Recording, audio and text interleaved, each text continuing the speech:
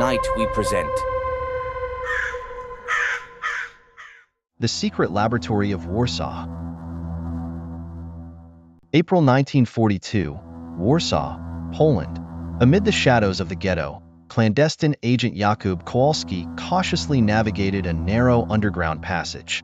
The air was heavy with dampness and the smell of mold, but what he found at the end of the tunnel was far more disturbing.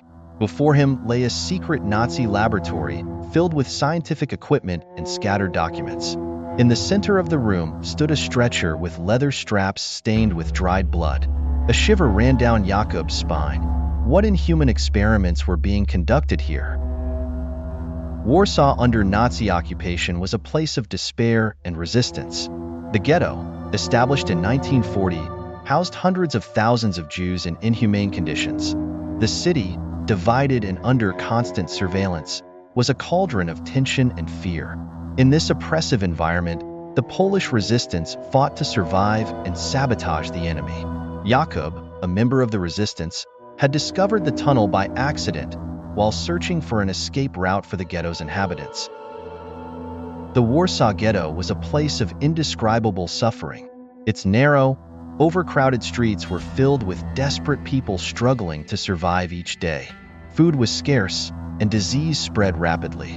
The Nazis controlled every aspect of life in the ghetto, enforcing curfews and conducting constant raids. Amid this oppression, the Polish resistance worked tirelessly to undermine Nazi control and assist the ghetto's prisoners.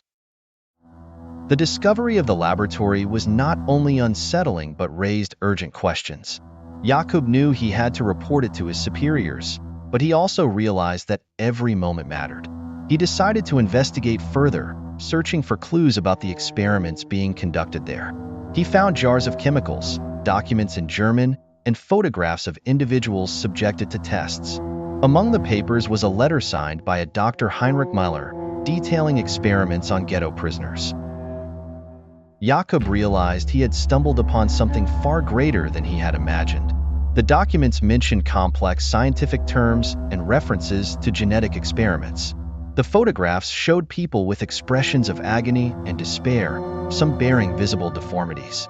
Jakub felt a mix of horror and determination. He knew he had to stop these experiments at any cost. As he gathered some documents to take with him, Jakub heard footsteps approaching. He hid behind a pile of crates and watched two uniformed men enter. They spoke in hushed tones, mentioning something about Project Umbra and promising results.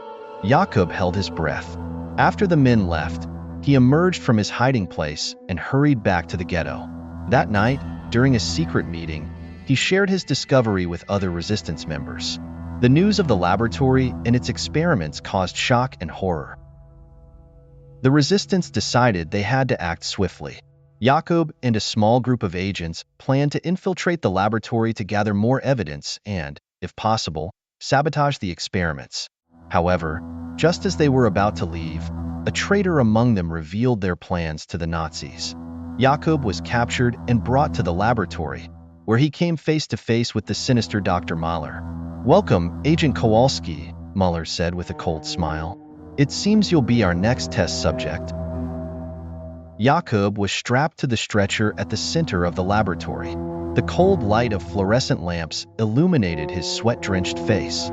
Dr. Heinrich Müller approached with a syringe filled with an unknown liquid. "This serum is the result of years of research," Müller said. "Let's see if you're strong enough to survive." Jakub closed his eyes, bracing for the worst, when suddenly, an explosion shook the laboratory. The resistance had launched a surprise attack. Amid the chaos, Jakub managed to free himself from the straps and join his comrades. The resistance had come prepared, armed with explosives and stolen weapons. While the Nazis tried to defend the laboratory, Jakub and his team headed to the archives, where they found more documents on Project Umbra. They discovered that Müller's experiments aimed to create soldiers with superhuman abilities using ghetto prisoners as test subjects. The resistance knew they had to act quickly. While battles raged in the laboratory, Jakub and his team gathered as much information as possible. They found experiment logs, serum samples, and photographs documenting the horrific side effects of the experiments. test subjects exhibited signs of mutation and insanity. Jakub was filled with horror and resolve.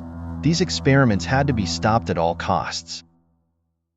Meanwhile, resistance members fought fiercely against Nazi soldiers. Explosions and gunfire echoed through the laboratory corridors. Jakub and his team found a secret exit leading to an underground tunnel. They decided to use this tunnel to escape with the evidence they had collected. However, they knew they couldn't leave the laboratory intact. They placed explosives in strategic locations to ensure Mahler's experiments couldn't continue. Just when they thought they had everything under control, a group of Nazi soldiers burst into the room. In the chaos, Jakub was separated from his team and once again found himself face to face with Mahler. "You cannot stop the inevitable," Mahler said, revealing a device emitting a blinding light. Jakub felt intense pain and lost consciousness.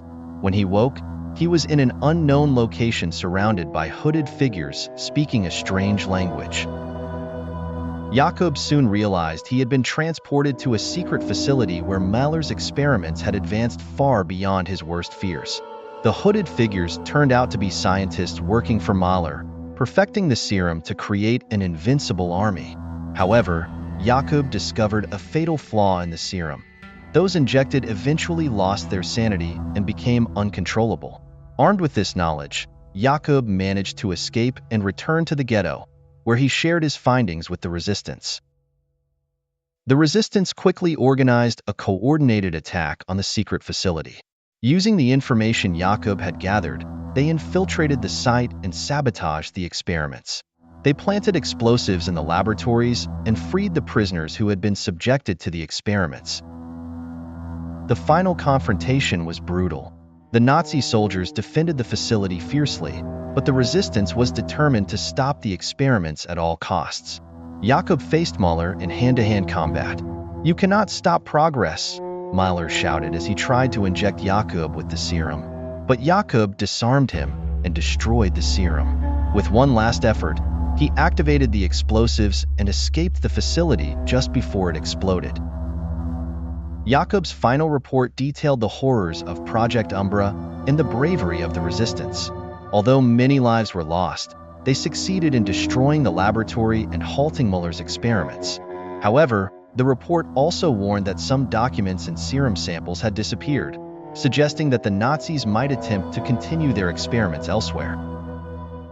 The story of Jakub Kowalski and the clandestine Nazi laboratory became a legend, a reminder of the dark secrets that war can hide.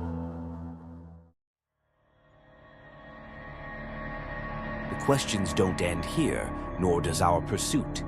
If this story unveiled something you never expected to discover, then you're in the right place. Remember to subscribe, turn on notifications, and share this tale with others who, like you, are drawn to the unknown. Here, mystery always finds its voice, until we meet again, where the inexplicable will once again serve as our starting point.